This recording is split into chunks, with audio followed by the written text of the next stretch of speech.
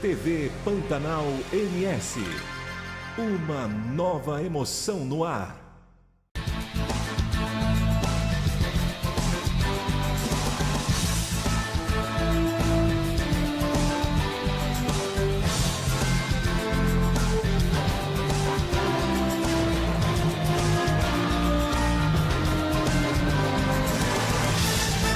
Boa noite, amigos da TV Pantanal MS. Eu sou Hélio Ferreira e esse é o programa Cenário Político.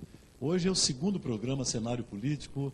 Estamos aqui hoje recebendo a visita do juiz aposentado, o juiz federal, Dr. Odilon de Oliveira, e vamos bater um papo com ele, conversar sobre a sua vida como juiz federal e também sobre o seu futuro político. Ele que depois que se aposentou, foi candidato ao governo do Estado. E a gente vai saber qual é o futuro do juiz Odilon de Oliveira. Boa noite, doutor. Boa noite, Hélio Ferreira. Boa noite a todos os telespectadores e ouvintes da TV Pantanal, especialmente do programa Cenário Político. É um prazer enorme estar aqui de volta com vocês. Participei de uma entrevista aqui, de um bate-papo, e eu fico muito feliz em retornar aqui. Mesmo porque eu vejo a seriedade desse meio de comunicação. Bacana, então a gente vai ter um pequeno intervalo e já voltamos já, rapidinho.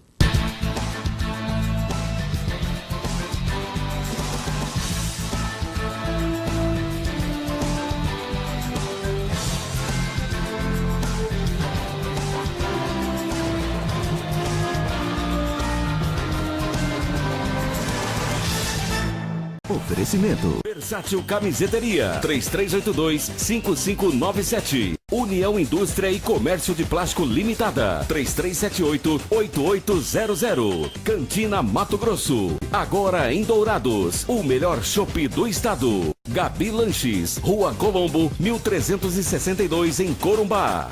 Cenário Político.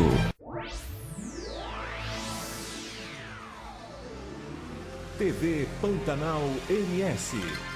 Uma nova emoção no ar.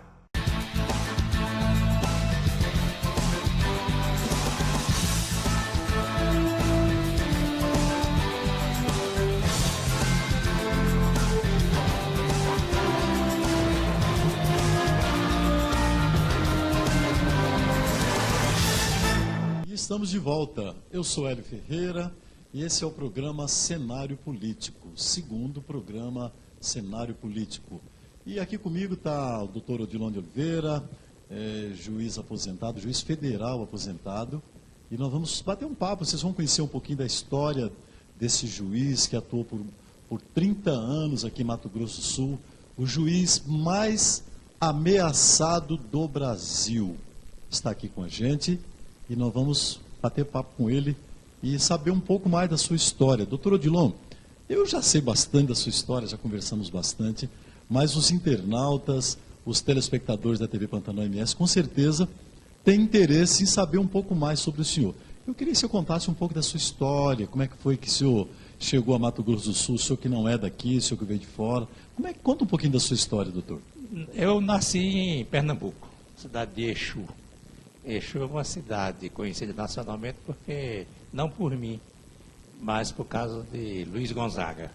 Luiz Gonzaga é nacionalmente conhecido e ele nasceu em Exu. E chegamos de Exu em 1954.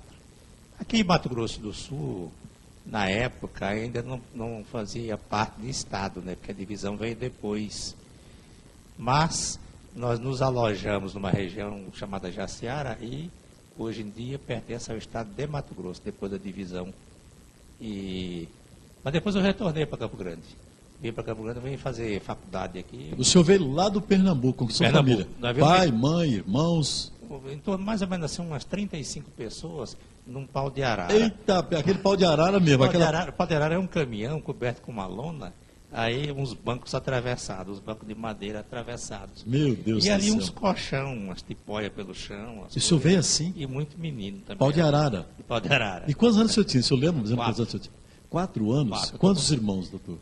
Na época nós éramos 4 irmãos, mas existiam primos também.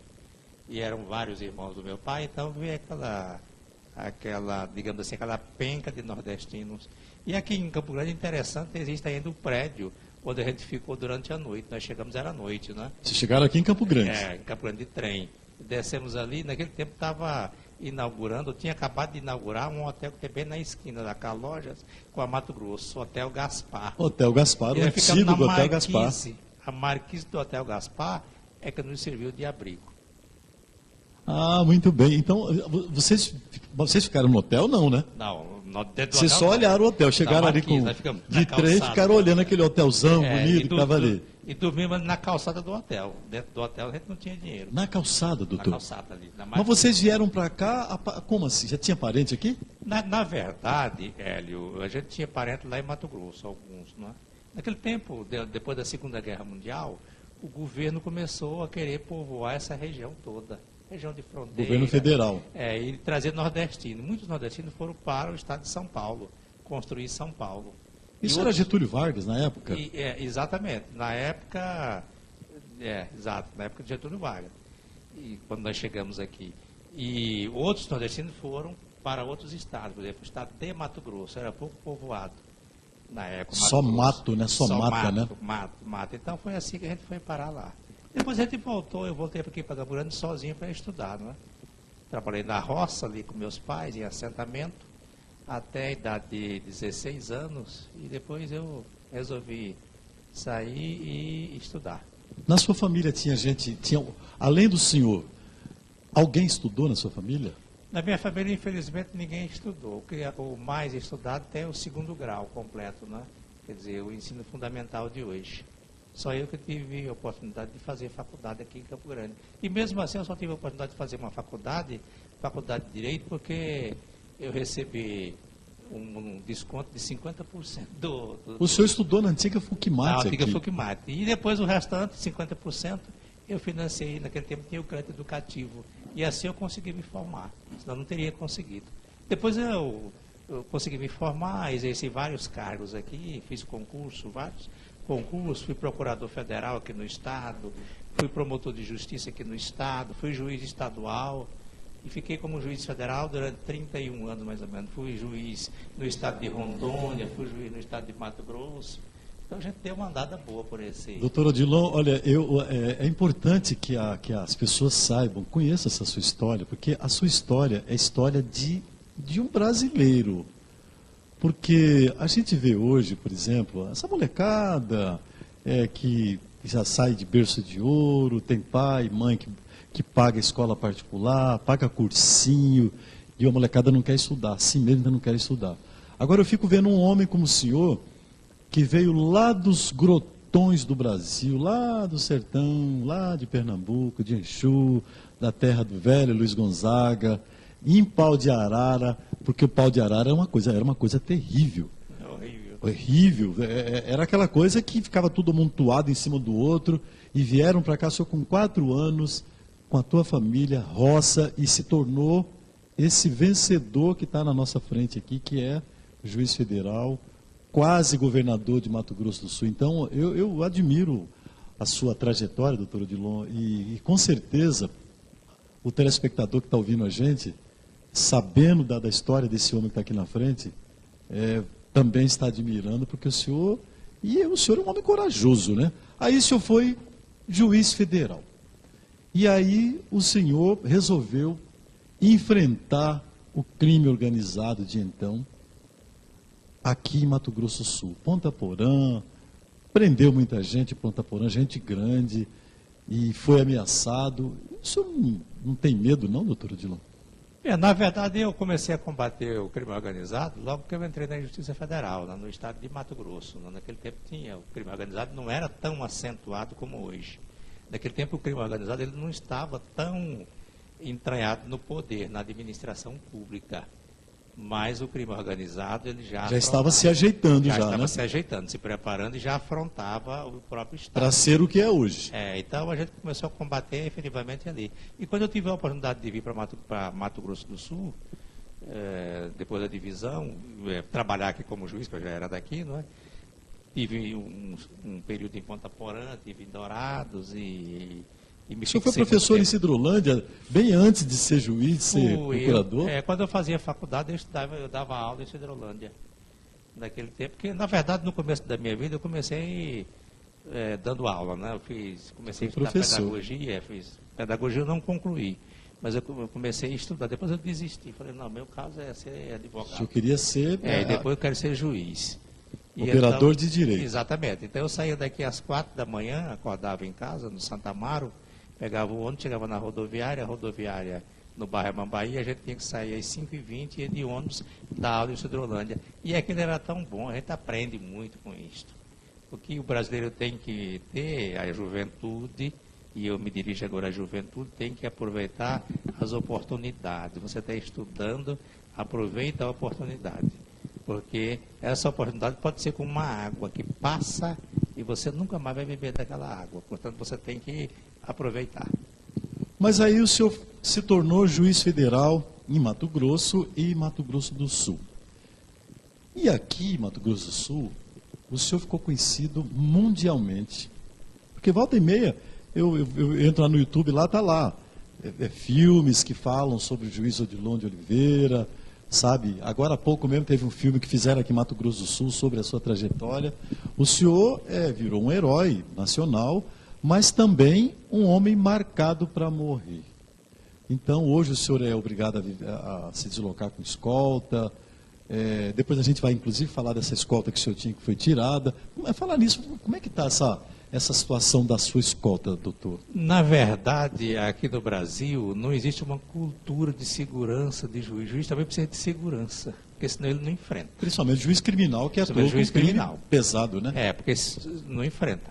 Só enfrenta por amor à pátria e por amor ao povo. Se você for levar para o lado pessoal, vantagem pessoal, não, isso não. E depois ninguém vai ser juiz, nem vai ser policial também. O cara quer ir para o shopping, né? Tranquilo, depois com a família, curtindo, né? Agora, tem que ter uma cultura de proteção aqui no Brasil, não se protege. E não existe. Não existe. Faz uma segurança, depois o sujeito se aposenta e corre risco de morrer por vingança e joga o sujeito na rua, na boca dos leões. É o fim da picada, isso é o fim da né? picada, isso dá um mau exemplo danado. Agora, bom, então só para esclarecer para o telespectador, o que ocorreu então, o senhor, enquanto era juiz na ativa, o senhor tinha uma escolta da Polícia Federal, em torno, acho que era 3 homens que o senhor tinha, né? Depois, o CNJ, o Conselho Nacional de Justiça, tirou essa escolta? Exatamente. Depois, eu tirou a escolta. Eu me aposentei em outubro de 2017. E quando foi em fevereiro de 2019... Agora, esse ano? 2019, o CNJ, o Conselho Nacional de Justiça, tirou a escolta. Suspendeu completamente a escolta. Então, aí eu fiquei, na verdade, recluso dentro de casa. Porque a única vez que eu fui em Ponta Porã, eu fui reconhecido por bandido que eu havia metido no xadrez e de quem eu havia confiscado bens 12 anos atrás. Fui reconhecido e fui violentamente atacado, moralmente atacado, era todo desmoralizado ali. Eles abordaram o senhor na rua? Abordaram. Ah, o juiz Odilon ali. Foi você que me prendeu, lembra que você me prendeu a mim, eu não sei o quê, eu fui inocente, eu passei vergonha, o sujeito dizendo isso para mim, me encarando. Nossa. E nisso eu não estava sozinho, não, eu estava com 3 agentes federais. Só que ele pensava que eu tivesse já sem a escolta. Certo? E ele não esperava que eu tivesse ali, porque senão ele teria se armado para me matar. Então, o problema não é aí. Mas você não recebe mais ameaça. A ameaça só se recebe quando está na ativa, fazendo alguma coisa. A ameaça é para o sujeito não fazer as coisas. Ou fazer do jeito que o bandido quer, faça. Agora, depois que se aposenta, não tem mais ameaça. O que tem é risco de vingança, pelo que já fez. Mas, doutor Odilon, mas que coisa absurda. Quer dizer, então, que o senhor foi abordado, constrangido, no meio da rua. Se o senhor não tivesse, então, com esses agentes lá, era perigoso até eles terem ido para cima do senhor, qualquer coisa desse tipo, né? Com certeza. Na verdade, o juiz que combate a criminalidade, ele, em se aposentando, ele não está livre de ataque. Ele se aposentando, ele cai numa vulnerabilidade muito grande. Quer dizer, ele fica simplesmente jogado e à disposição da voracidade daquelas pessoas de quem ele confiscou bens e das pessoas que ele prendeu. Quer dizer, a atitude do juiz, que é atuante, ativista, prejudica não só o bandido, mas prejudica também toda a organização e prejudica também a família dos integrantes da organização. É por isso, também por isso, que é muito arriscado uma vingança. É por isso até, é claro que isso não se justifica, né? Porque o cara, quando ele fez um concurso para juiz federal, ele já sabia que na área criminal queria ter problema para fazer cumprir a lei.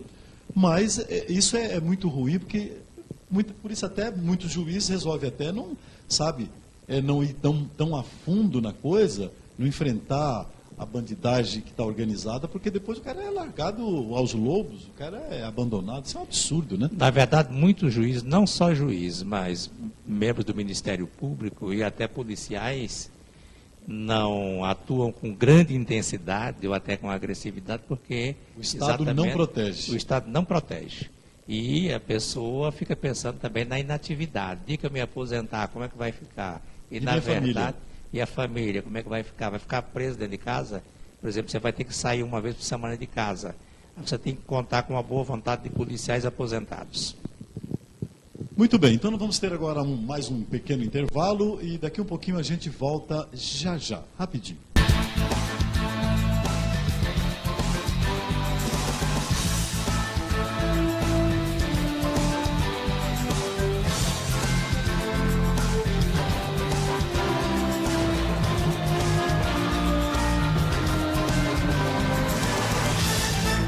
Oferecimento. Versátil Camiseteria. 3382-5597. União Indústria e Comércio de Plástico Limitada. 3378-8800. Cantina Mato Grosso. Agora em Dourados. O melhor chopp do estado. Gabi Lanches. Rua Colombo, 1362 em Corumbá.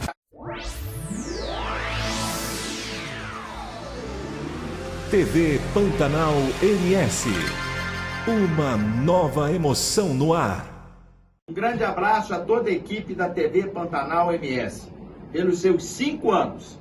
Valdinei, que sempre levou essa vocação de bem informar, com muita garra, com muita luta e empreendendo o seu esforço através de um trabalho reconhecido por todos nós.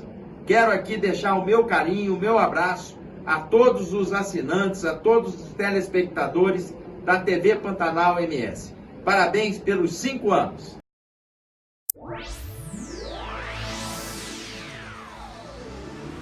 TV Pantanal MS. Uma nova emoção no ar. Parabéns, Valdinei, e a toda a equipe da TV Pantanal MS pelos 5 anos, por levar o esporte, principalmente o futebol do MS, a nível nacional e internacional. Acompanhamos vocês aqui de Portugal, da cidade do Porto, da região de Maia. Um abraço, Valdinei, e a toda a equipe, pelos 5 anos de programação.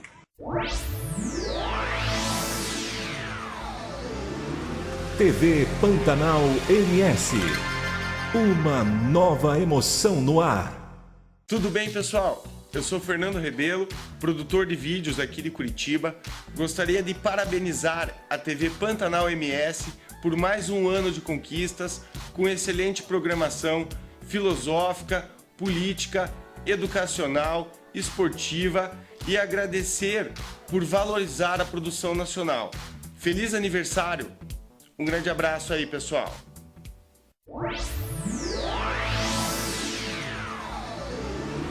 TV Pantanal MS. Uma nova emoção no ar.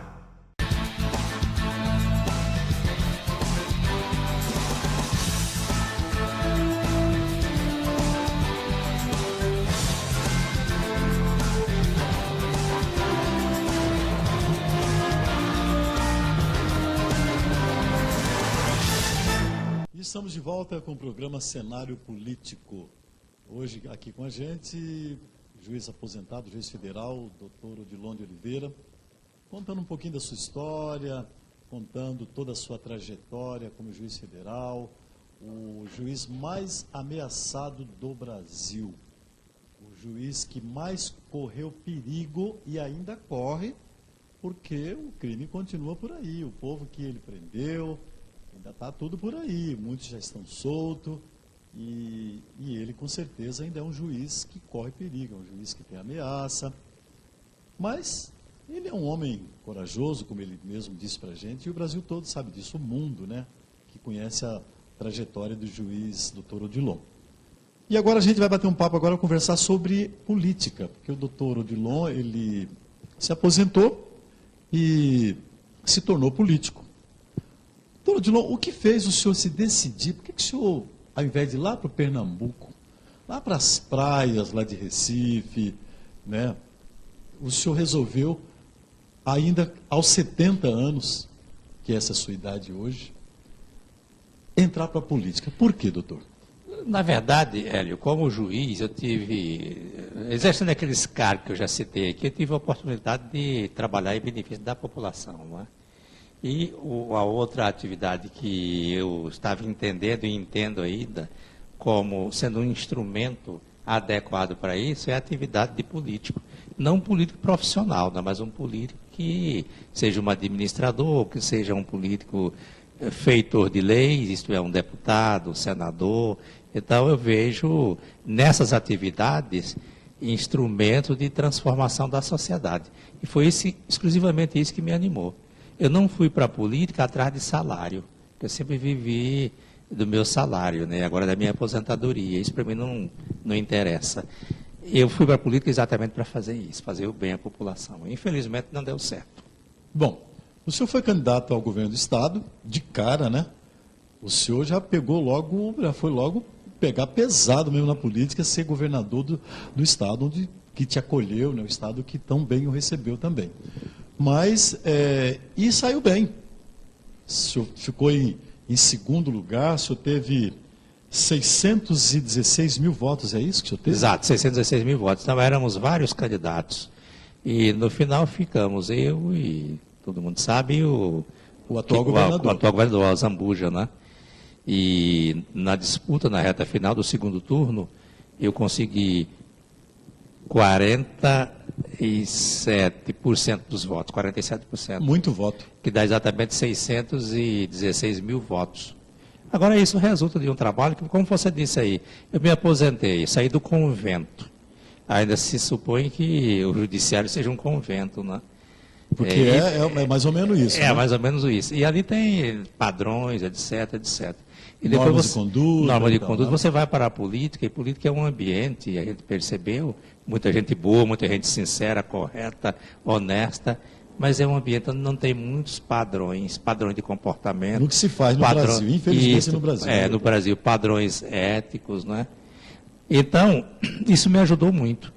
E a gente passou trabalhei durante 40 anos aqui em Mato Grosso do Sul, exercendo aquelas atividades, e sempre procurando fazer o bem para a sociedade, com destemor, e isso ajudou muito. Quer dizer, muitas pessoas perguntam, mas você com pouco tempo conseguiu tanto voto? Não, eu passei 40 anos fazendo isto, fazendo uma campanha, né, sem pensar em ser político. Sem pensar em política partidária. Exatamente. Né? Mas é muito diferente, doutor Odilon, o trabalho de um juiz que só fala nos autos, de um juiz federal que trata com processos na esfera federal.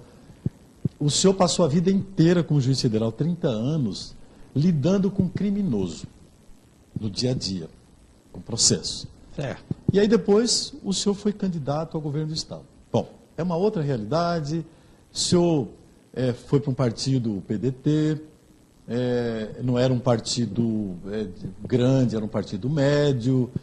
Muita gente, eu me lembro, que não acreditava que o senhor ia ter tanto voto como o senhor teve, mas muita gente viu o senhor como uma opção do diferente, daquele político, daquele candidato que não era político. O Reinaldo, ele já vinha aí tentando a reeleição, muita gente gostava, muitos não gostavam. Tinha outros candidatos ao governo do Estado que também eram políticos já tradicionais, conhecidos. O juiz Odilon, não. O senhor não teve medo, assim, de entrar nessa jaula dos leões, vamos dizer assim? Não, eu não tive medo, não tive receio, não tive nada disso, nenhum sentimento nesse sentido. Eu tive muito cuidado, não, logicamente. Porque eu sabia que era um enfrentamento complicado, exatamente por falta de padrões de natureza, padrões especialmente de natureza ética, não é? E eu sabia também que ia enfrentar, como você disse aí, pessoas experientes, não é? O próprio governador é uma pessoa experiente na política. Claro. Foi prefeito foi prefeito, foi deputado estadual, então ninguém pode negar isto. Tem o MOC também e outros candidatos que eram pessoas já experientes, já vividas na atividade política. Né? Agora, isso não me assustou de maneira alguma. Porque o senhor foi igual o senhor foi quando foi juiz. E a mesma coisa, com coragem. E com coragem. E, embora eu tenha recebido muitos ataques, muitas injustiças, muitos fakes, muitas acusações falsas, e isto, logicamente, desgostou bastante, mas não me fez desistir do desejo político. Do seu propósito. Eu me lembro, doutor, que a campanha foi pesada, essa campanha, inclusive. Eu me lembro que eu assisti a alguns debates e o Reinaldo pegou pesado com o senhor. Bateu naquela questão lá daquele ex-funcionário seu lá do Gideão e tal. Falando nisso, como é que está essa situação? Aquele Gideão está solto, está preso? Como é que ficou? Não, ele foi condenado. Logo depois do segundo turno, ele foi condenado a 41 anos de prisão pelos desvios do dinheiro. Né? Ele sozinho foi condenado, nenhum outro servidor. E ele, como ele já vinha solto, então ele está aguardando em liberdade o julgamento pelo tribunal. Porque só pode ser preso quando vem em liberdade, quando responde ao processo de liberdade, quando o tribunal julga o recurso. Em segunda instância, em segunda instância. Hoje é assim, né? Exatamente. Então, ele não está preso, está solto. Mas o senhor acha que vai ser preso? Com certeza absoluta. Doutor, sumiu aquele dinheirão todo que se fala, que sumiu mesmo? Não, na verdade deve ter sumido menos da metade daquele dinheiro, porque ali o Ministério Público, ele cumulou... Aquilo foi fracionado durante algum tempo? Durante 20 anos. O Ministério Público ele fez uma acumulação, ele pediu o dinheiro que foi desviado e mais os danos morais.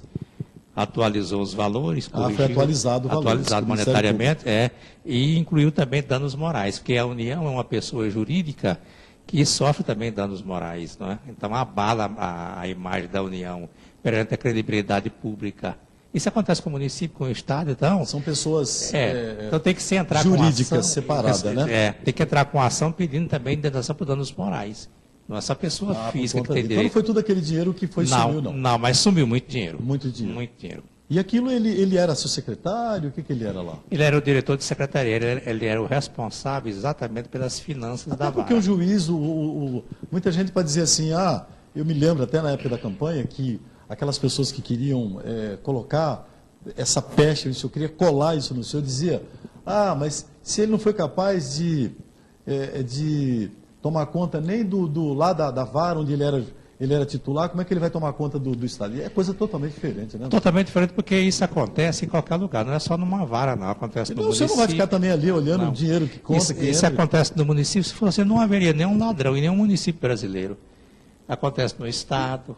Entende? Com certeza. Qualquer repartição pode acontecer isso. Com certeza. Porque cada um tem suas atribuições. E a relação de confiança, isso tem que existir no serviço público. Você espera que o cara vai fazer a parte dele. Você espera que vai fazer a parte dele. Quer dizer, num caso vai como ficar esse... prestando conta todo dia, o sujeito engana, não é só o juiz, engana o Ministério Público, está do dia a dia vasculhando os processos, engana cada advogado também que atua naqueles processos, engana o tribunal que faz as inspeções anuais. Muita gente enganada, né? Muita gente enganada. Doutor Odilon, nesse bloco a gente está falando sobre política. Eu queria ouvir sua opinião.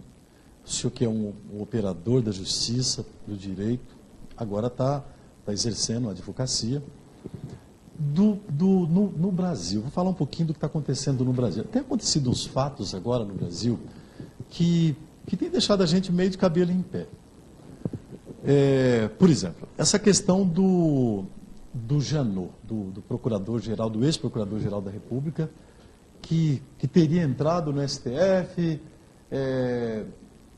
armado com o objetivo de matar um ministro da Suprema Corte no Brasil. Como é que o senhor vê isso, juiz Odilon? Eu acredito que ele tenha ficado muito revoltado com supostos ataques que o ministro Gilmar Mendes teria lançado contra a filha dele. Correto. Aí, parece que foi logicamente, por isso aí, né? ele... Agora, eu não vejo nisso aí nenhum motivo para uma autoridade querer se vingar da outra fisicamente. Na verdade, eu quero acreditar que ele estaria só fantasiando. Será que foi papo furado? Ele sabe que ele tomou uma, mas que ele gosta de beber uma, né? Gosta de beber uma, Tomar com certeza. uma. Para dar uma publicidade ao livro que ele está lançando, né? Mas eu acho que ele jamais faria aquilo dali. Eu não diria aquilo jamais, ainda que tivesse ocorrido, eu jamais diria. Porque ele parecia, quando ele era o Janot, ele parecia um cara equilibrado, né? Equilibrado. Eu achei muito estranho aquilo dali, muito estranho. Esquisito, né? Esquisito demais. Será que ele está buscando um factoide? Só que isso aí pode trazer consequências para ele, né, doutor? Pode trazer consequências. E ele já tem algumas consequências. De qualquer maneira, eu repudio o que ele fez. Se fez, eu repudio. E se não fez, mas disse, como efetivamente disse, é objeto, é alvo do meu repúdio também. É mais ou menos parecido com o senhor, na época que era candidato ao governo do Estado, diante daquelas acusações que o atual governador fez contra o senhor colocasse o revólver na cintura e fosse lá na governadoria pegar o governador. Como? Ou num debate político, né? Ou ali mesmo. Porque no debate eu fui acusado de venda de sentença, os réus foram cooptados para me acusar, então foi digamos assim, ataques muito violentos. Eu não podia responder isso com violência jamais. No mesmo nível, Não, jamais. Mas, doutor, isso prova e comprova que a nossa política, a política que se faz no Brasil é muito suja, né? Alguns políticos usam a política de uma maneira muito suja, né? Do lado pessoal, tentando abalar a família. Isso é uma coisa muito ruim, né? Isso é triste, porque muitas pessoas efetivamente vão para a política apenas pensando no próprio bolso. Na verdade, Hélio, precisa se fazer uma varredura, uma limpeza, uma faxina nas instituições brasileiras. Porque as instituições, elas são administradas por seres humanos, não é o contrário, por pessoas. As instituições são santas. Agora tem que fazer uma lavagem lá dentro, não é só no legislativo, no executivo, não. Todas as Judiciário também, do Brasil. todas as instituições, porque todos somos seres humanos, então precisa ter um cuidado. E a gente tem uma impressão assim de que está uma desordem muito grande, tudo caminhando para a desordem. Hoje no dia não há mais respeito. Nem dentro de casa não tem mais respeito. Filho desrespeita pai, ninguém desrespeita mãe. Mas ninguém, a gente fica muito triste com isso. Autoridade. A família está se destruindo. Nós temos que construir, edificar a família. Sem família não há sociedade. Eu me lembro, doutor Odilon, que na época da sua campanha, o senhor falou muito nessa coisa da família. O senhor é um exemplo de homem de família. De uma pessoa que veio do lado Nordeste com a família, pobre, paupérrimo, mas juntos ali, e o senhor se tornou um vencedor. Então, eu me lembro que o senhor falava muito na família, e o senhor fala ainda muito na família. Eu sempre pensei assim, Hélio, que a família, e sempre tem ensinado assim, através de centenas e centenas de palestras em escola, no estado todo. O senhor faz muita palestra em escola, doutor? Fazia, agora este ano não fiz. Ficou mais complicado. Ficou mais também, complicado, né? E eu sempre disse assim que a família é o link da vida das pessoas. Então você tem ali, você clica naquele link que é a família, aí você tem uma abertura ou para o bem ou para o mal, de acordo com a sua formação, de acordo com a sua maneira de criação. Então é o link da vida inteira da pessoa. Família, não tem família é tudo, né? Eu não quero dizer que quem não teve família não possa ser uma pessoa decente. Claro que sim. Mas é mais complicado. A canoa é a canoa da vida, o leme. A família é o leme. Ou vai para a esquerda ou vai para a direita. É mais difícil, com certeza, né? Muito bem, vamos ter mais um pequeno intervalo e daqui um pouquinho a gente volta.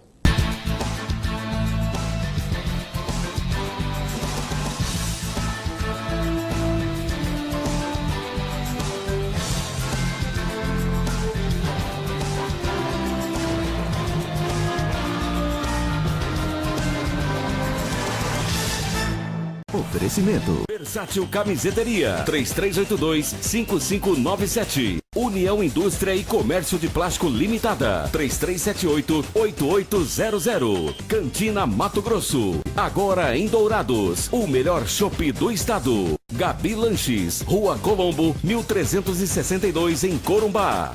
Cenário político.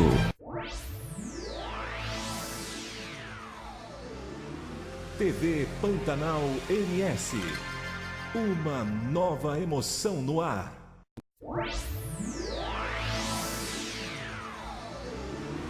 TV Pantanal MS. Uma nova emoção no ar. quero aproveitar, primeiro cumprimentar o Valdinei, um camarada que ousou, né, acreditou, né, numa televisão voltada para internautas, uma televisão absolutamente alinhada com o futuro que vem aí. Basta ver o que essas grandes redes já estão fazendo pelo mundo, né? Então, eu também, como alguém sempre ligado em tecnologia, eu sempre acreditei nisso. Então, eu quero desejar a vocês todo o sucesso do mundo. Que Deus abençoe e ilumine Valdinei e equipe nessa grande caminhada, Hélio. E que vocês continuem ocupando cada vez mais esses espaços que vão levar a nossa população a refletir sobre a política, sobre o potencial que nós temos, sobre o Estado que nós somos, né? E vocês fazendo esse trabalho exemplar e, acima de tudo, cidadão, levando informação, levando entretenimento, né? E levando diversão para todas as famílias sul-mato-grossenses, por que não dizer também para várias famílias aí espalhadas não só pelo Brasil, mas pelo mundo. Um forte abraço, parabéns TV Pantanal MS pelos seus 5 anos de idade. Sucesso sempre.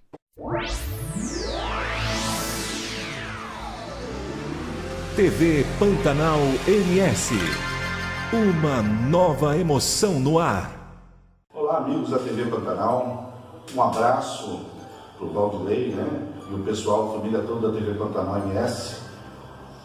Aqui eu quero parabenizar por seus 5 anos, né? Já no ar, aí no estado do Pantanal. E falar para vocês que a Produção Records, né? Ou o Departamento de Televisão da Rede Gama aqui de São Paulo, estamos juntos, parabenizando vocês aí, tá? E segue firme para que esse aniversário repita aí por mais 10, 20, 30 anos para vocês aí, tá bom? Então um abraço aqui do pessoal da Rede Gama, a parceira de vocês aí nas notícias e no entretenimento. Bom, forte abraço. TV Pantanal MS. Uma nova emoção no ar. Parabéns, Valdinei, da TV Pantanal. Aquele abraço do Chapolin Rubro-Negro, Domingão. Valeu, meu amigo. Aquele abraço aí.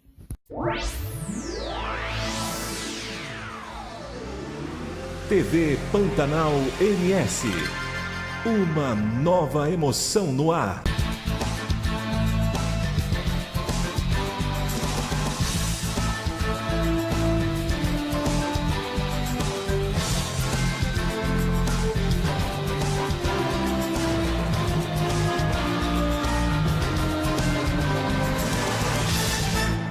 Estou aqui hoje com o juiz aposentado, Dr. Odilon de Oliveira, batendo um papo bem descontraído, para que vocês conheçam um pouco mais da história desse herói brasileiro, desse herói sul-mato-grossense, desse herói pernambucano, nordestino, que é o juiz federal, Dr. Odilon de Oliveira. Doutor, o que o senhor acha dessa lei de abuso de autoridade proposto lá pelo Congresso lá? Bom, em primeiro lugar, essa lei é desnecessária porque já existem normas no Brasil punindo autoridades que pratiquem mal feito, deixem de cumprir, que extrapolem, que abusem efetivamente do seu cargo, né? Agora, o ponto principal dessa lei é que ela inibe mesmo. Por exemplo, o juiz que decretar... Muitos juízes vão deixar de cumprir o seu papel como deveria cumprir, com medo. Com medo de ser algemado. Com medo de ser algemado. Porque muita coisa, a interpretação da lei é muito subjetiva, depende do subjetivismo. Interpretação é subjetiva. É subjetivo. Muitas vezes o juiz aqui da primeira instância, ele interpreta de uma maneira. Isso aqui cabe uma prisão preventiva e vou prender essa pessoa aqui. Ele decreta a prisão preventiva. Pronto.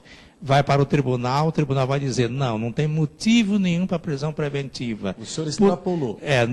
Por unanimidade. Se o tribunal, por unanimidade, diz que não tem motivo nenhum para prender, evidentemente que eu errei, eu cometi abuso de autoridade, aí eu vou ser processado por isto. Nossa, é um problema. Então, é uma interpretação subjetiva, a interpretação da lei, né, dos fatos também.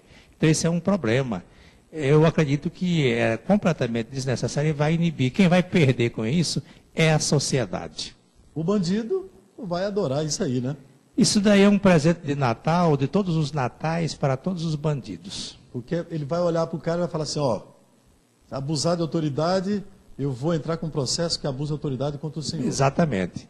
E existe a lei na área da justiça. Isso já é previsto em lei, já. Já é previsto em lei. Tem lei que disciplina. O próprio Código Penal tem a lei, tem uma lei complementar, a lei complementar número 73, do ano de 79, que pune os juízes. Tem o Estatuto dos Servidores Públicos, e também todos eles se enquadram no Código Penal. Então é completamente desnecessário. Na verdade, aí a gente examina, e o projeto de lei nasceu aonde? Onde tem muitos bandidos. Congresso Nacional. Tem muita gente boa ali, só não tem santo. Mas está cheio de gente Mas enrolada. tem gente enrolada ali. Então, a lei nasceu logo ali. Você entendeu? Para quê? Beneficiar quem? Beneficiar o pobrezinho? Quando se abusa, ou a polícia ou a justiça comete um excesso contra pobre, ninguém diz nada. Agora, quando se... Mexeu com grandão. Mexeu com grande, lava-jato, não sei o que, outras operações, aí as pessoas se mexem. E esse pacote anticrime do ministro Sérgio Moro? Eu conheço o Sérgio Moro há mais de 20 anos, nas andanças como juiz, nos encontros, dando palestras por aí. Ele é um sujeito muito preparado, ele está um pouco à frente, como juiz, ele esteve à frente do nosso tempo, em questões intelectuais, certo? Muito preparado. E ele elaborou aquele pacote, e aquele pacote a gente discutiu ainda quando a gente era juiz, quando todos éramos juízes. Isso é coisa antiga. Então. Isso é coisa antiga, houve discussão através da internet, a gente discutia, o grupo, tinha no grupo dos juízes federais. Já vem trabalhando isso? Há muito tempo que vem trabalhando isso. E ali tem componentes também de outros juízes, resultante dessas discussões que todos fazíamos, de um e de outro. Então, aquele plano ali, ao invés dessa lei do abuso de autoridade, aquele plano ali é um plano excelente, um projeto excelente, para efetivamente do jeito combater. Que ele colocou. Do jeito que ele colocou. Que já está sendo mudado no Congresso. Que já está sendo completamente mudado. Que vai pegar quem ali? Vai ficar do jeito que a galera gosta lá em casa. Que a galera gosta. Ali não é para pegar ladrão de galinha. Ali não é para pegar o pobrezinho, é para pegar gente grande, acabar com corrupção, certo? Acabar com a improbidade administrativa. O projeto é para isto. E agora, as pessoas vão querer, quer dizer, as pessoas que eu digo, os grandes políticos envolvidos, ou suspeitos de envolvimento, vão querer aprovar esse projeto? Então, o resultado é esse. Infelizmente, no Brasil, a coisa mais sempre é assim. Quando começa na inicial lá um projeto bom, que vai favorecer a população, os mais pobres, mas quando cai nesse congresso que a gente tem hoje lá, muda tudo, né? Aí muda, aí complica tudo. Doutor Odilon, o senhor era afiliado ao PDT. O senhor ainda está no PDT? Eu saí do PDT há uns 3 meses. O seu filho, o Odilonzinho, também saiu? Não, o Odilon Júnior ele vai sair do PDT. Ainda não saiu? Não, porque ele tem mandato como vereador, ele não pode sair sob pena de perder o mandato. Esperar a janela. A não ser que houvesse um motivo para uma expulsão, aí ele não perderia o mandato de vereador. Ele vai esperar a janela que deve ser aberta, deverá ser aberta em mês de março agora, março próximo. O senhor já tem um partido para onde o senhor vai? Eu já recebi convites de alguns partidos e tenho conversado com alguns partidos. Agora tem que ter muito cuidado. Claro. É questão de ideologia, para não haver choque. Seu perfil. Meu perfil, ver se enquadra. Eu não quero ir para um partido para prejudicar ideologicamente aquele partido. Porque, na verdade, esse negócio de partido, para mim, é uma formalidade.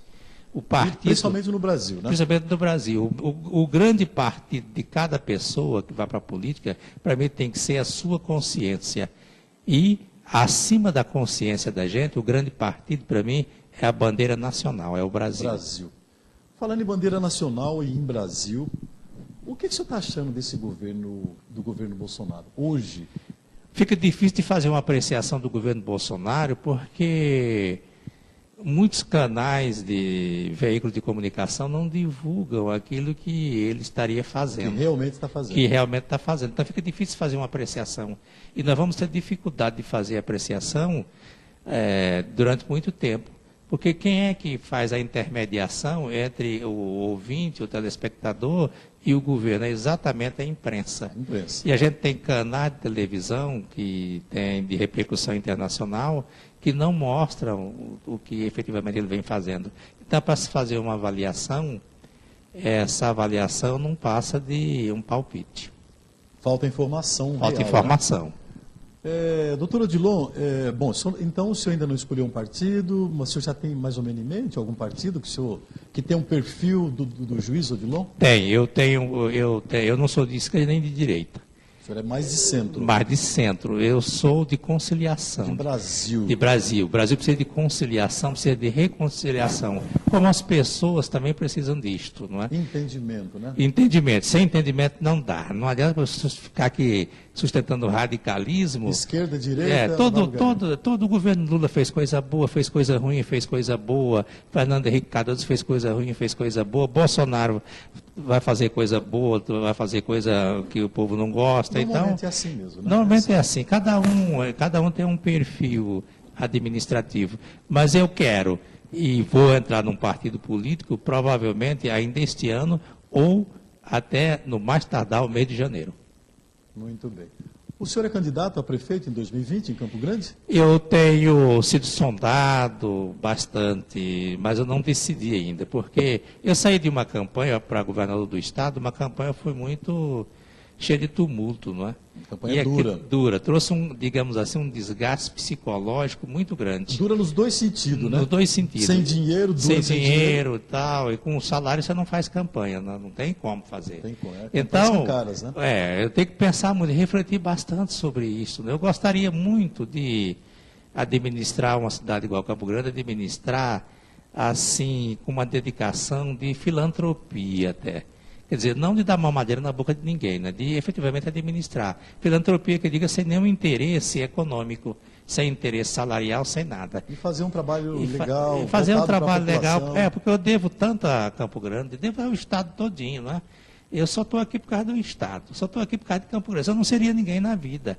Então, eu tenho que ter uma dedicação. A política é um meio. Então, resumindo, eu não decidi ainda se vou ser candidato a prefeito por Campo Grande. E tenho recebido também convites, por exemplo, Dourados é um movimento, e de vez em quando sai uma enquete, sai uma pesquisa lá, e eu estou muito bem.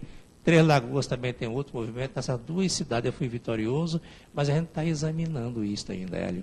Então, isso, o senhor não tem segurança ainda se vai ser candidato a prefeito em 2020, ou nessas duas cidades que a gente citou, ou Campo Grande, mas e 2022? 2022 sim, aí eu tenho projeto. 2022 eu voltarei com certeza absoluta. A quê? Aí é que vai depender, porque aí já é uma coisa, digamos assim, maior, e a gente tem que decidir juntamente com um grupo político maior. Com o partido que você estiver. Partido que eu estiver. Aí, com a sua base. Vai ter filiação, não vai ter filiação, coligação. Então tem que decidir de acordo com o cenário que houver na época. A gente está acompanhando o cenário político. Agora, em 2022, eu pretendo me candidatar ao governador ou me candidatar a senador. Ou, conforme o cenário, deputado federal também. Mas que eu vou me candidatar a o senhor estaria eleito, com certeza, deputado federal. Com os votos que o senhor teve, não é mesmo? O senhor estaria virtualmente eleito. Agora, a pergunta que eu quero fazer também para o senhor, doutor, caso o senhor não seja candidato a prefeito de Campo Grande, o senhor vai apoiar o atual prefeito, Marcos Trade? Eu vou apoiar um candidato que tenha não o meu perfil, mas que tenha o perfil esperado pela população. A população é que vai dizer, isto é, as pesquisas é que vão dizer, não é? Se o Marquinhos, posso poder até apoiar o Marquinhos Trade, desde que ele, se eu não for candidato, logicamente, não é? Claro. Desde que ele esteja bem nas pesquisas e seja bem avaliado. Ele está bem avaliado. Ele está fazendo um bom trabalho, logicamente. O senhor, isso que eu ia perguntar, o que o senhor acha da administração do atual prefeito Marquinhos Trade? Infelizmente, o Bernal e o que foi visto, o Alarte, eles não puderam fazer muita coisa porque a administração dele foi muito tumultuada, né? Afasta um, afasta outro e tal. Eu não culpo nenhum nem outro. Eu apenas mostro a realidade. E o Marquinhos pegou... De repente não puderam fazer Não puderam fazer. De repente queriam fazer e não puderam fazer. O Marquinhos pegou, depois veio isto, e pegou um município muito arrebentado. E a infraestrutura, quando se arrebenta, Aí é difícil Complicado. de você refazer. Não é? Então ele pegou. Agora ele está saindo muito bem na administração Pegar dele. uma cidade de quase 1 milhão de habitantes. É difícil para administrar. Não é destroçada. fácil para administrar, não. E o senhor tem acompanhado o governo do Estado. O que o senhor faria diferente se tivesse sido eleito governador do Estado? Eu teria- Do que ele está fazendo? Eu teria cumprido, não precisava nem cumprir todas as promessas que ele fez, 50% das promessas que ele fez, principalmente na área da saúde pública, porque a saúde pública está uma calamidade. Lógico que a saúde pública não é de responsabilidade exclusiva do Estado. A saúde pública é de responsabilidade... municipalizada, né? É, municipalizada, e de responsabilidade também da União. Agora, o coordenador da saúde pública em cada estado é o próprio estado, isto é, o próprio governador. Ele tem que coordenar a saúde pública no seu estado. E uma outra coisa também que eu teria feito, o problema da segurança pública. Porque a segurança pública, quer dizer, diminuiu a quantidade de homicídios, diminuiu aqui no estado, mas no Brasil inteiro, né? Agora, a ladruagem, o assassinato, os crimes contra a criança, crimes contra a mulher, isso aumentou muito aqui no estado. O estado de Mato Grosso do Sul, proporcionalmente, é o primeiro estado de violência contra a mulher. A área da educação também tem uma reclamação muito grande dos professores. E também tem o problema da infraestrutura, né? Rural, etc, etc. Então, eu teria cumprido metade das promessas que ele fez.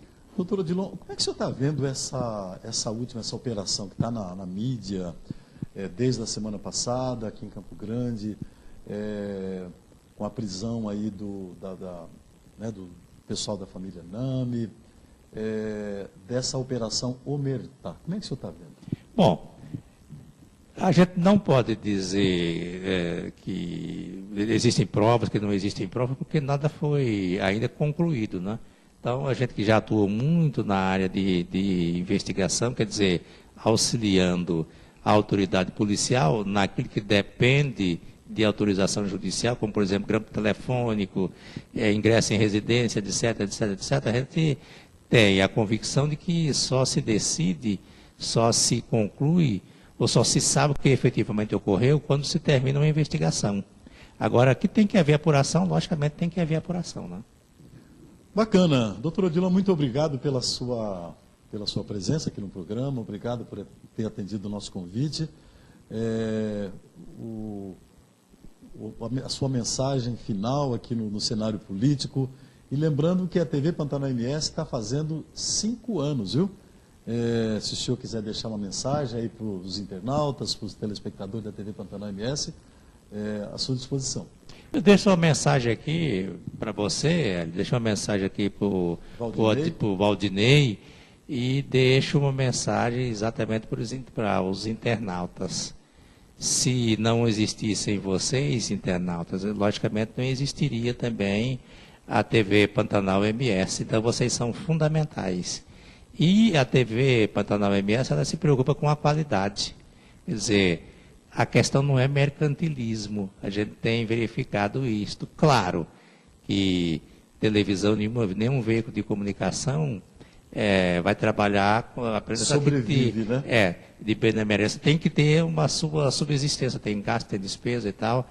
Agora, a gente verifica que a televisão, essa TV Pantanal MS, durante esses 5 anos, já tem despontado. E olha que é difícil fazer concorrência com emissoras grandes. Isso é muito, muito complicado. Agora, o que importa mesmo é a qualidade. Então, a TV Pantanal MS, ao longo desses anos, ela vem colhendo elementos, colhendo dados e municiando as pessoas, para que cada um forme a sua convicção.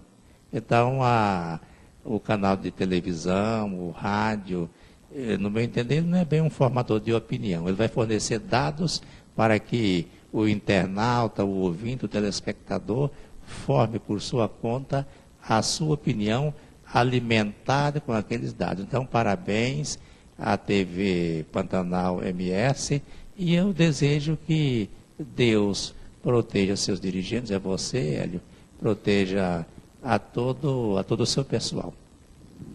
Muito bem, então chegamos ao final de mais um programa Cenário Político. Te convido para estar aqui com a gente todas as segundas-feiras, a partir de 8 horas da noite, com o programa Cenário Político na TV Pantanal MS. Boa noite, grande abraço.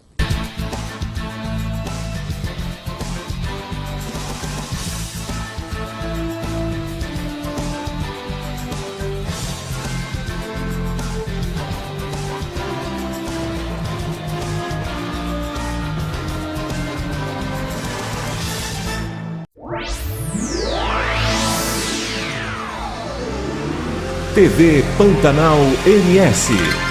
Uma nova emoção no ar.